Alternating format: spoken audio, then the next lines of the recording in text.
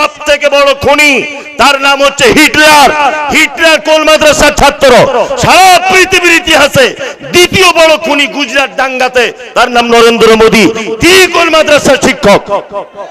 তিনি কোন মাদ্রাসায় পড়াশোনা করেছেন? নীরব মোদী 1000 কোটি টাকা, 11,000 কোটি টাকা পাঞ্জাব ন্যাশনাল ব্যাংকের থেকে চুরি করেছে। উনি কোন মাদ্রাসায় পড়াশোনা করতেন? আপনারা জানেন নদিয়া জেলার কৃষ্ণনগরে একজন বৃদ্ধাশ্রমের 71 বছর বয়সে একজন নারীকে 13 জন যুবক ধর্ষণ করেছে। সেই ধর্ষকগুলো কোন মাদ্রাসার ছাত্র? আপনারা জানেন কেদারনাথ মন্দিরে পুজো দিতে গিয়ে 13 বছরের নাবালিকা ধর্ষণে আক্রান্ত হয়েছে। সেই ধর্ষণকারীরা কোন মাদ্রাসার ছাত্র?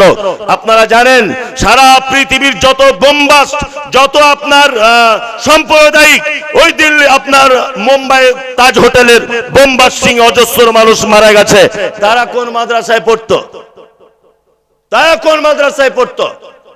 সারা ভারতবর্ষের একটা খুনির পিছনে একটা মাদ্রাসার কোন শিক্ষক এবং ছাত্রের হাত আছে, এটা আপনি প্রমাণ করুন। যাদের 11 বছর ডাল আর আলু খাইয়ে খাইয়ে কলজে কানা করে দিয়েছো, ছুরি চালাবে কি করে? হ্যাঁ, বদমাইশির জায়গা পাও না। তুমি এটা বলো যে মাদ্রাসা মসজিদের প্রতি আমার চুলকানি আছে, এটা বলো। মিথ্যা কথা বলো কেন? কি বলছি বুঝতে পারছেন না? মিথ্যা কথা বলবে কেন? তুমি বলো আমার চুলকানি আছে মাদ্রাসা মসজিদের উপরে। তার মানে শয়তান এখন সব থেকে বড় শত্রু কোরআন তেলাওয়াতকারীদের। কি বললাম বুঝলেন? আর এই যা এই যে শুভেন্দু বাবু টাবু যা ঘুরছে, মাদ্রাসা হঠাৎ মসজিদ হঠাৎ দিলীপ বাবু টাবু যা ঘুরছে দেখতে পাচ্ছেন, সব ইবলিশ শয়তান ওদের ঘাড়ে দিনরাত পেচ্ছাপ করছে আর বলছে যা মাদ্রাসার ব্যাপারে বল, যা মাদ্রাসার ব্যাপারে বল, মাদ্রাসার ব্যাপারে বল। কি বলছি বুঝতে পারছেন না? আরে এটা হচ্ছে পশ্চিম বাংলা, এখানকার মানুষ সম্প্রীতি বজায় রেখে চলে। কি বললাম বুঝলেন? যত বেশি বাড়াবাড়ি করবে মানুষ তোমাদেরকে মুখে লাথি মেরে ভারত থেকে তাড়াবে, তোমাদের কোনো অস্তিত্ব থাকবে না। এবারই তো ইলেকশনে দেখতে পেয়েছি তোমাদের কি অবস্থা, একা একা সরকার করতে পারোনি, অন্য জনের সহযোগিতায় সরকার এসেছে, আবার এখনো বড় বড় কথা বলছো।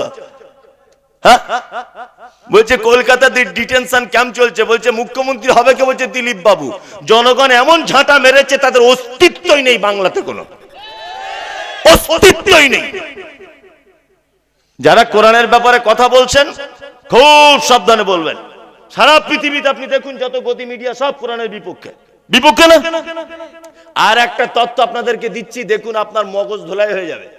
গত 2016 সালে কলকাতার হাইকোর্টে একটা মামলা হয়েছিল। সে মামলাটা কি হয়েছে না, মামলা হয়েছিল যে মাদ্রাসা থেকে আরবি শিক্ষাটা তুলে দেওয়া হোক। কেন তুলে দেওয়া হবে? বলছে তুলে দেওয়া হবে এই কারণে যে ওটা বিদেশের ভাষা, পড়িয়ে লাভ কি? বিদেশের ভাষা। কি বললাম বুঝলেন? সারা পৃথিবীতে 53টি মুসলিম দেশ আছে। কটি? 53টি। 53টি পিওর মুসলিম দেশের ভিতরে 23টি মুসলিম দেশ আরবিতে কথা বলে, রাষ্ট্রীয় ভাষা আরবি। কটা দেশ? কটা? 23টি দেশ আরবিতে কথা বলে। তার মানে আরবি ভারতবর্ষে না চললেও পৃথিবীর 23টা দেশে ভাষার অস্তিত্ব খুঁজে পাওয়া যায়। যায় কি যায় না? যায়। স্কুলে একটা বই পড়ায়, তার নাম সংস্কৃত। পড়ায়? এই স্কুলে পড়ায় কি পড়ে না? যারা জানেন শিক্ষিত ছেলে হাত তুলুন তো। এটা সাবজেক্ট আছে না? আছে। সারা পৃথিবীর একটি দেশ, চ্যালেঞ্জ করে বলছি, সারা পৃথিবীর কোন একটি রাজ্য, সারা পৃথিবীর একটি গ্রাম, সারা পৃথিবীর কোন এক ব্যক্তিকে যদি আপনি প্রমাণ করে দিতে পারেন যে এই লোকটা সারাদিনে সংস্কৃত ভাষায় কথা বলে, আমি মমতাজুল ইসলাম বাকি জীবনটা আপনার গোলামি খাটবো। একটা পরিবারও নেই সংস্কৃত ভাষায় কথা বলে।